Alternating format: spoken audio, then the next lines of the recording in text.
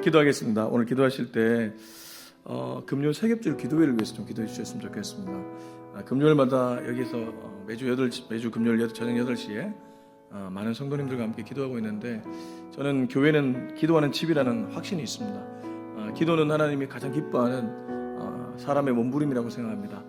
교회가 정말 기도에 힘쓸 때 하나님이 중심 보시고 이 교회에 꼭 필요한 은혜를 주실 줄로 믿습니다. 우리가 금요 기도를 놓고 기도할 때 오신 성도님들도 이 교회에서 기도하면서 응답을 경험할 수 있도록 도와주시고, 교회적으로도 이 기도의 집회를 통해서 하나님의 은혜가 크게 나타나게 해달라고 우리 금요 세겹줄 기도회를 놓고 다 같이 동성으로 기도하시겠습니다. 기도합니다. 하나님 아버지, 이 시간에 주님 앞에 엎드립니다. 하나님, 금요 세겹줄 기도를 놓고 기도합니다. 하나님, 우리 금요일마다 만민이 기도하는 집이라는 그 슬로건으로 주님께 나와 금요 세겹줄 기도회로 아버지 하나님 부르짖고 있습니다. 저녁들 시에 하나님 정말 기도하는 기도에 무릎을 사모하며 아버지 앞에 나와 무릎 꿇고 기도합니다. 주님, 모든 성도님들은 이 기도의 자리에서 본인들의 기도를 하다가 하나님의 음성 듣고 또 하나님의 응답을 경험할 수 있도록 도와주시며, 교회적으로는 이 기도 집회를 통해서 하나님 더 바이블 처치에 꼭 필요한 은혜들이 위로부터 내려지는 역사가 있게 하여 주시옵소서. 온갖 좋은 것들은 빛들의 아버지 위로부터 내려주신다고 말씀하셨습니다. 주님, 우리가 주님을 찾고 구할 때 하나님이 예비하신 놀라운 것들이 우리 교회 가운데, 우리 성도님들 가정 가운데 내려줄 줄로 믿습니다. 하나님, 그런 은혜를 매일 경험할 수 있는, 매주 경험할 수 있는 금요 세겹줄 기도회가 되게 하여 주시옵소서. 하나님 아버지, 하나님께서는 지금도 무릎 꿇는 한 명의 사람들을, 기도의 사람들을 찾고 계신 줄로 믿습니다. 그 사람이 내가 되게 하여 주옵소서. 금요 세겹줄 기도회를 놓고 기도하였습니다. 하나님, 이 시대에도 여전히 이 강남 지역에 살고 있음에도 불구하고 고민이 많고 어려움이 있는 사람들이 많이 있습니다. 아버지 하나님, 기도의 자리에서 주님께 기도하다가 하나님의 음성 듣고 하나님의 뜻을 발견하고 그 기도의 응답을 경험해서 더욱 기도의 자리를 사모해 나가는 저들이 되게 하시고, 교회적으로는 이 기도 집회를 통해서 하나님이 예비하신 은혜를 경험하는 그러한 시간들이 되게 하여 주옵소서. 이 모든 말씀 예수님의 이름으로 기도합니다. 아멘. 네, 하나님 말씀 스바냐 3장입니다. 구약성경 스바냐 3장 1절부터 마지막 절인 20절까지인데요. 우리 일릉교수는 18절에서 20절을 읽고 말씀은 전체를 나누겠습니다. 스바냐 3장 1절부터 20절까지인데요. 읽기는 18절에서 20절을 읽고 말씀 전체를 나누겠습니다. 18절 시작. 내가 절기로 말미암아 근심하는 자들을 모으리니 그들은 내게 속한 자라. 그들에게 지워진 짐이 치욕이 되었느니라. 그때 내가 너를 괴롭게 하는 자를 다 보라고 저는 자를 구원하며 쫓겨난 자를 모으며 온 세상에서 수욕받는 자에게 칭찬과 명성을 얻게 하리라. 내가 그때에 너희를 이끌고 그때에 너희를 모을지라. 내가 너희 목전에서 너희의 사로잡힘을 돌이킬 때에 너희에게 천하 만민 가운데서 명성과 칭찬을 얻게 하리라. 여호와의 말이니라. 아멘. 신앙생활은 내가 아닌 남을 보는 일이라고 저는 믿습니다. 특히 하나님을 보는 일이죠. 하나님을 통해 남을 더 사랑해 나가는 일, 바로 그게 신앙생활이라고 믿습니다. 그런데 내가 아닌 남을 보고 내가 아닌 하나님을 보는 것이 참 어려운 일이죠. 자기를 보고 자기를 사랑하는 것은 굉장히 쉽습니다. 왜냐하면 그건 본능이기 때문입니다.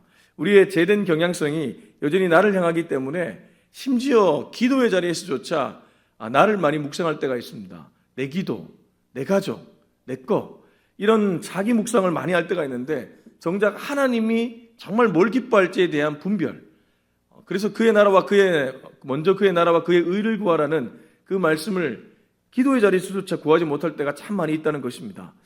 제가 오늘 이 말씀을 드리는 이유는 이게 과연 어떤 자리에서 일어나는가, 그러니까 달리 말하면 내가 아닌 하나님을 볼 수 있는 게 어떤 자리에서 일어나는가, 들음의 자리 같아요. 왜냐하면 솔로몬이 그 열왕기에 보면 사무엘 상인가요? 거기 보면 하나님께 그 지혜를 구하는데 그 지혜를 다른 말로 듣는 마음이라고 표현하거든요. 듣는 마음. 그러니까 솔로몬 왕이 지혜의 왕인데 그 지혜는 듣는 마음. 다르게 말하면 이 하나님의 말씀을 듣고 또 성도들, 그 백성들의 아픔을 듣고, 이 두 가지가 지혜라면, 이 지금 스바냐서에 와서도 정말 우리가 내가 아닌 사람을 보고, 다 남을 보고 내가 아닌 하나님을 보는 것은 결국 들음과 직결되어 있다는 것입니다. 잘 들으면 남을 보고 하나님을 볼 수 있는데 잘 듣지 않으면 자꾸 기가 닫혀서 나만 생각하게 된다는 것이죠. 우리 1절부터 4절 말씀 한번 보겠습니다. 시작. 폐역하고 더러운 곳 포악한 그 성읍이 화 있을진저 그가 명령을 듣지 아니하며 교훈을 받지 아니하며 여호와를 의뢰하지 아니하며 자기 하나님에게 가까이 나아가지 아니하였도다. 그 가운데 방백들은 부르짖는 사자여 그의 재판장들은 이튿날까지 남겨두는 것이 없는 저녁일이요 그의 선지자들은 경솔하고 간사한 사람들이요 그의 제사장들은 성소를 더럽히고 율법을 범하였도다. 여기 보면 2절에 그의 명령을 뭐 했다고 하죠? 듣지 아니하였다고 합니다. 교훈을 받지 아니하였다고 합니다. 여호와를 의뢰하지 아니하였다고, 다 같은 말이죠. 하나님께 가까이 나가지 아니하였다고 합니다. 그러니까 남을 생각하고 하나님을 더 많이 묵상하려면 들어야 되는데 듣지 않으니까 그 다음에는 자기를 사랑하게 되고 자기를 사랑하면 나오는 결과물이 1절 폐역하고 더러운 곳 포악한 그 성읍. 그러니까 하나님께 이런 얘기를 듣게 된다는 것이죠. 여기 지금 어디입니까? 3장 위에 보면 1절 위에 보면 예루살렘이 받을 형벌과 보이십니까? 이거 지금 그러면 3장 1절이 어디를 가리키는 것입니까? 예루살렘을 가리킨다는 것입니다. 그러니까 예루살렘도 하나님의 도시인데도 불구하고 하나님을 묵상하는 것이 아니라 자기를 묵상했다가 결국 하나님의 명령을 듣지 않고 오히려 폐역과 더러움으로 점철된 그런 인생을 살게 되었다는 것이죠. 근데 제가 참 안타까웠던 것은 3절입니다. 이 3절에 보면요, 이렇게 듣지 않았던 인물의 주동 인물들이 나오는데 누구입니까? 방백, 재판장, 4절까지 가면 선지자, 제사장. 그러니까 이런 사람들이 안 들었다는 거예요.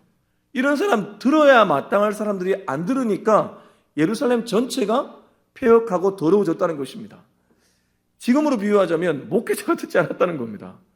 지금으로 비유하면 교회 리더십들, 장로님이나 권사님들이 듣지 않았다는 것입니다.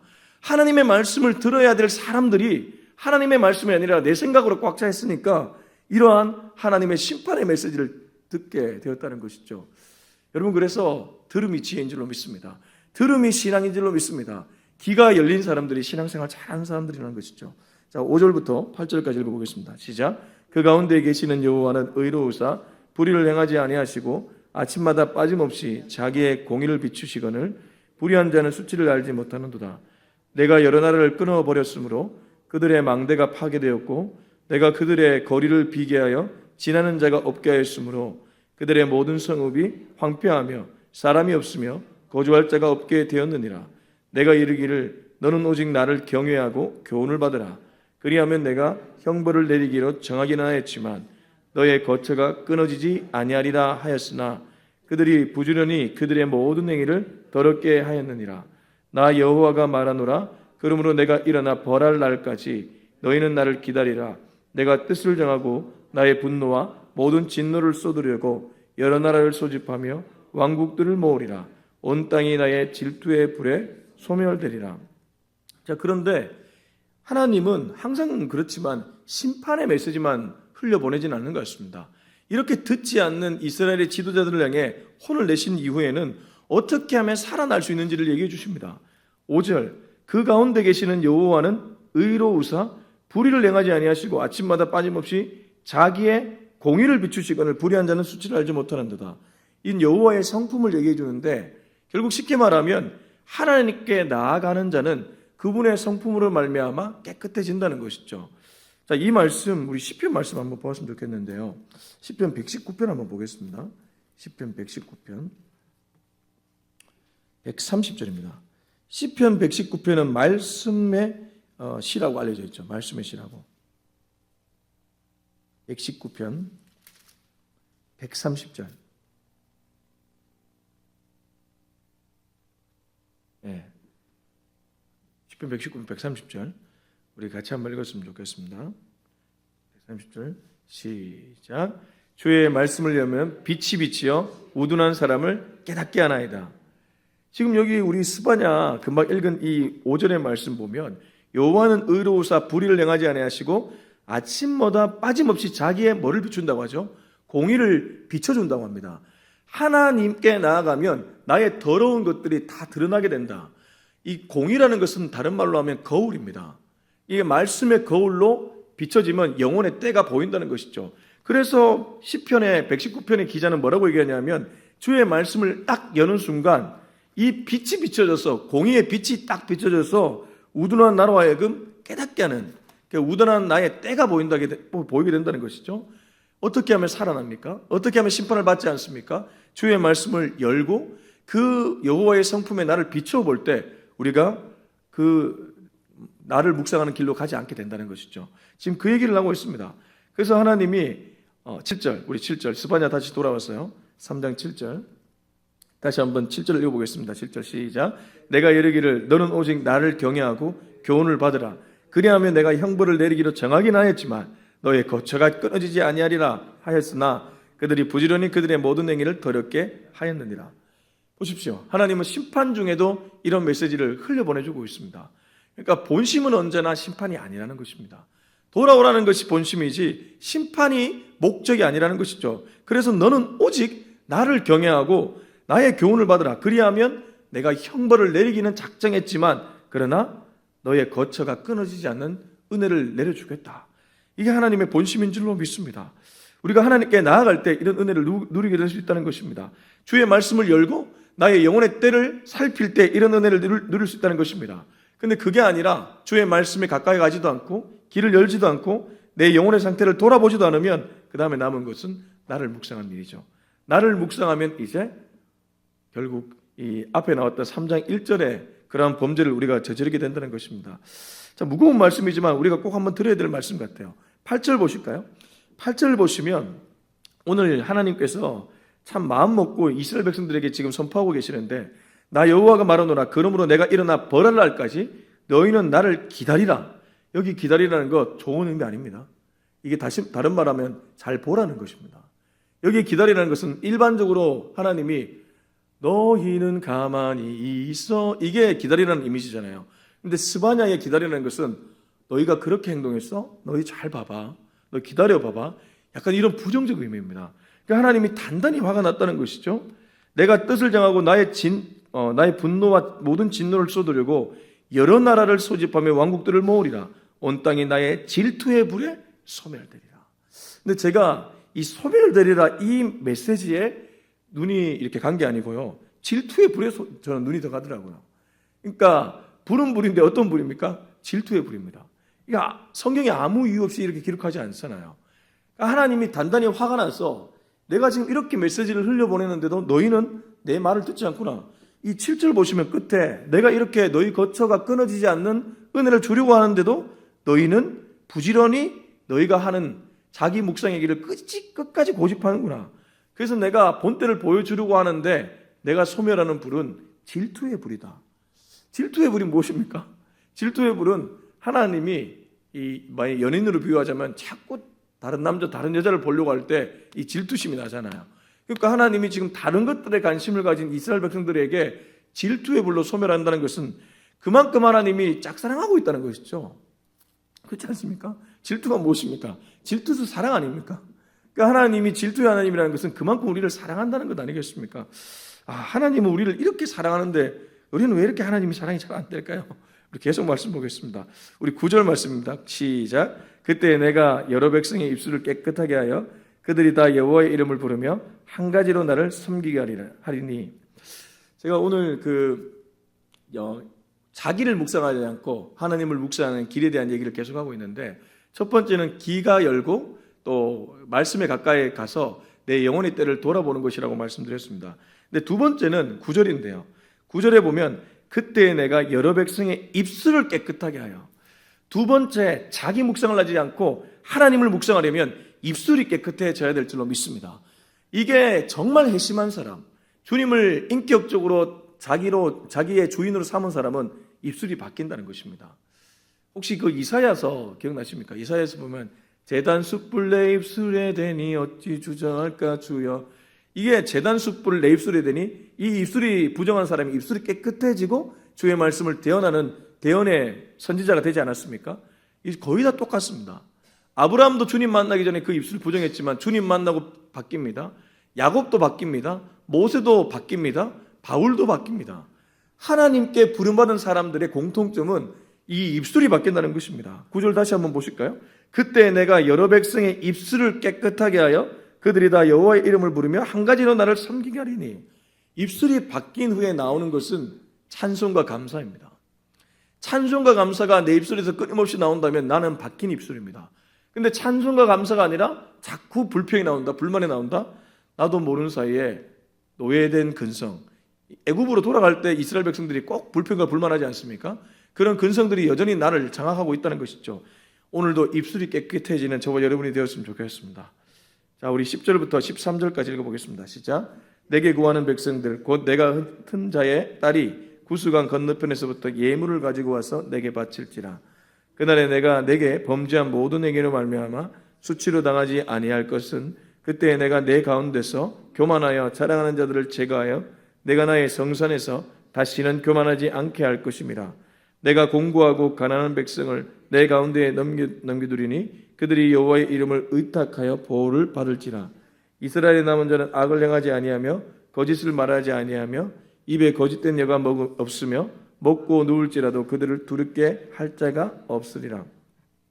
근데 정말 자기를 묵상하지 않고 하나님을 묵상하는 자는 또 다른 특징을 또 보여주는데, 이 입술이 깨끗해지는 것도 있지만 10절 보시면 예물을 가지고 와서 내게 바칠지라. 이 소유가 바뀌었다는 것입니다. 이 내 소유를 더 이상 내 소유로 생각하지 않는다는 것이죠. 그러니까 정말 주님을 믿게 되고 주님께 가까이 나아가게 되면 이제 소유가 바뀐다는 것입니다. 내 거를 내 거로 주장하지 않게 된다는 것이죠.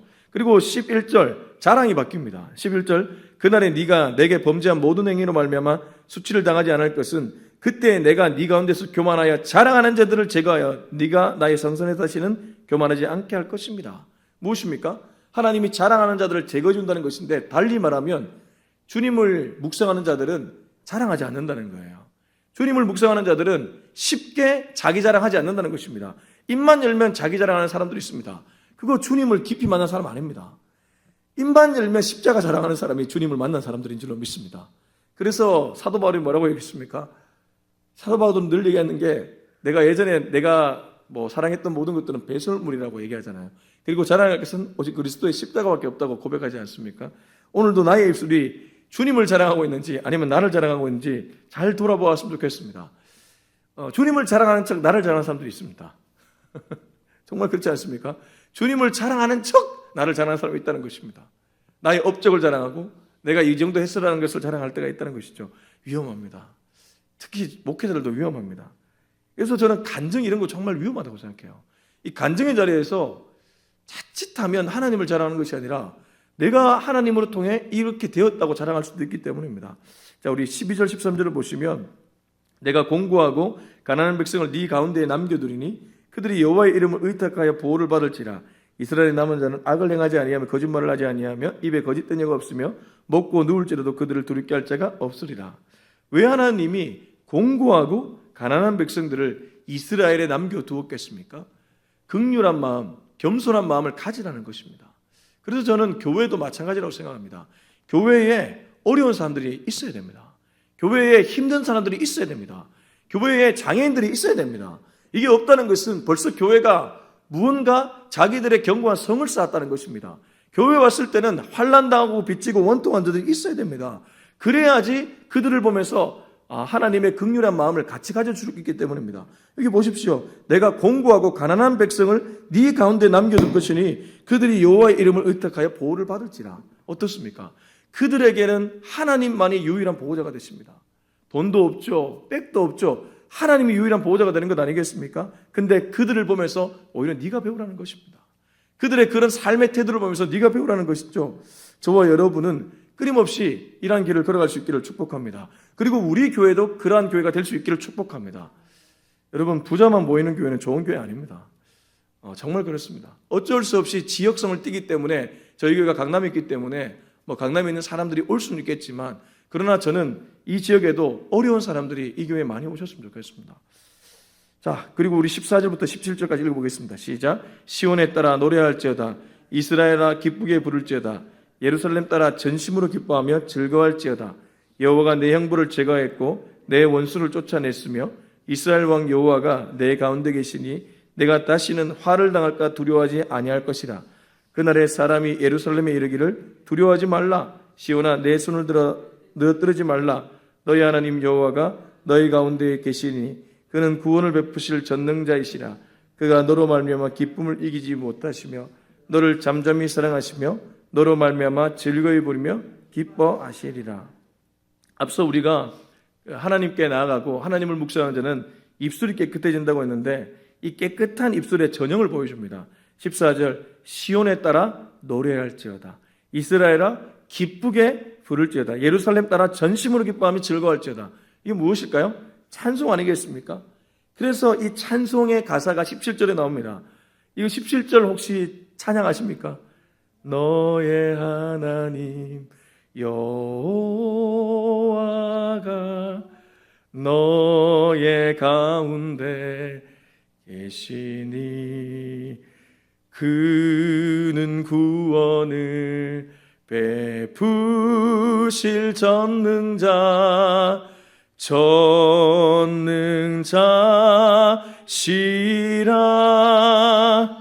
그가 너로 인하여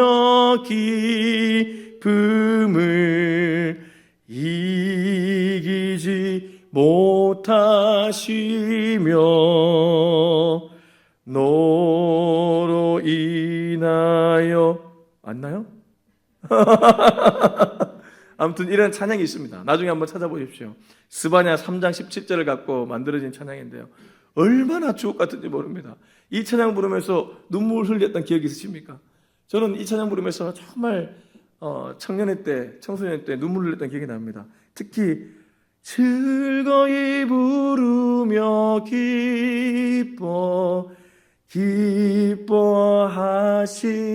기뻐하시리라. 이거 부르는데 막 얼마나 뭉클하는지 하나님의 마음이 느껴져서 어떻습니까? 찬양하는 사람이 정말 축복된 사람 아니겠습니까? 찬양 입술 보십시오. 나를 자랑하지 않잖아요. 언제나 하나님을 자랑하지 않습니까? 참 우리가 오늘도 찬양 많이 할 수 있기를 축복합니다. 우리 18절부터 20절 읽고 마무리하겠습니다. 시작. 내가 절기로 말미암아 근심하는 자들을 모으리니 그들은 내게 속한 자라. 그들에게 지워진 짐이 치욕이 되었느니라. 그때 내가 너를 괴롭게 하는 자를 다 벌하고 저는 자를 구원하며 쫓겨난 자를 모으며 온 세상에서 수욕받는 자에게 칭찬과 명성을 얻게 하리라. 내가 그때에 너희를 이끌고 그때에 너희를 모을지라. 내가 너희 목전에서 너희의 사로잡힘을 돌이킬 때에 너희에게 천하 만민 가운데서 명성과 칭찬을 얻게 하리라. 여호와의 말이니라. 저는 하나님이 너무 좋아요. 왜 하나님이 좋냐 하면 마지막에 가면 하나님은 언제나 구원이에요. 20절 보세요. 그때에 너희를 이끌고 그때에 너희를 모을지라. 이 이스라엘 뭘 잘했다고 모아줍니까? 맨날 하나님 불평했는데 내가 너희 목전에서 너희 사로잡힘을 돌이킬 때에 너희에게 천하 만민 가운데서 명성과 칭찬을 얻게 하리라. 여호와의 말이니라. 여호와의 말이니라 이 무엇일까요? 도장 찍어주는 것 아닙니까? 참 잘했어요. 도장 팍 찍어주는 것 아닙니까? 하나님께서 약속의 말씀으로 도장 찍어주는 것 아니겠습니까? 하나님의 본심은 이거라는 것입니다. 결국 하나님은 이 스바냐서 전체에서 모압도 심판하겠다, 암몬도 심판하겠다, 구스도 심판하겠다, 이스라엘도 심판하겠다, 심판만 계속 말했지만 마지막에 가서 진짜 하나님의 본심은 여기에 너희들을 돌이켜 주겠다. 너희들을 내 품으로 모아주겠다. 그리고 너희가 천하 만민 가운데서 명성과 칭찬을 얻게 해주겠다. 얼마나 감사한 분이십니까? 저와 여러분은 이 하나님을 정말 믿는 믿음의 백성인 줄로 믿습니다. 여러분, 세상은 절대 이런 거 주지 않습니다.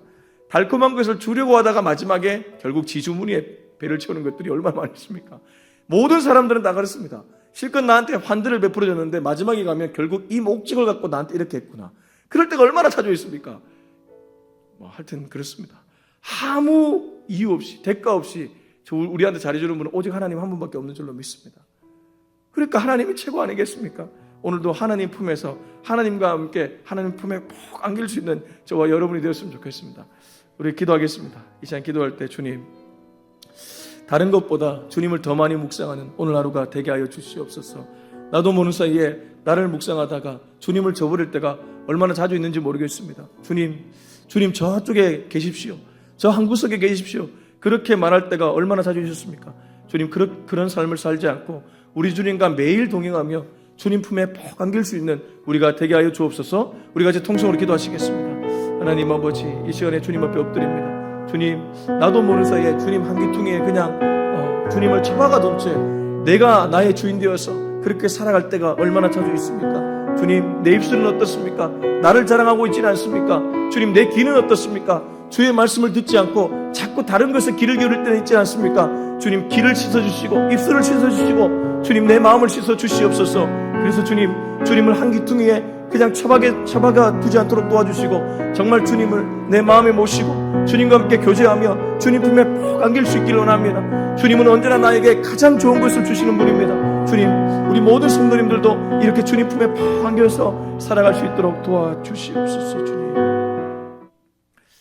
이제는 우리 주 예수 그리스도 은혜와 하나님의 사랑과 성령의 기름 부으심이 오늘도 주님의 품에 푹 안겨서 주님과 영원토록 교제하며 살기로 다짐하는 우리 모두의 머리 위에 지금부터 영원토록 함께하기를 간절히 축원하옵나이다. 아멘.